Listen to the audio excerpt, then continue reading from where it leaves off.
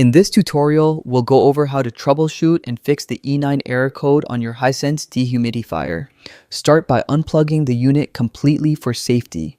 Then locate the ODT terminal and disconnect the wires from the humidity sensor. Next, use a multimeter to measure the sensor's resistance.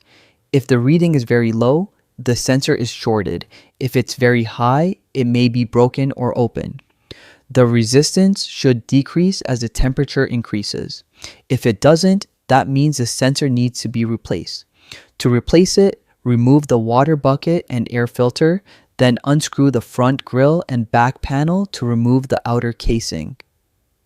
Locate the sensor near the front of the evaporator fins. Disconnect the old sensor's wires from the control board, install the new one, and reconnect everything securely. If the new sensor doesn't fix the issue, open the unit again and inspect all wires. Make sure no pins are bent, loose, or disconnected. Straighten or replace any damaged connectors. Sometimes the E9 error can just be temporary. Turn off and unplug the unit, wait a few minutes, then plug it back in and power it on. This can reset any minor faults in the system.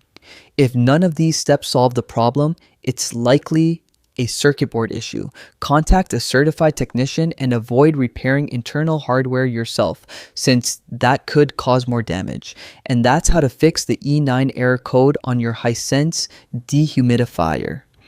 If this helped you out, consider liking and subscribing for more appliance repair guides.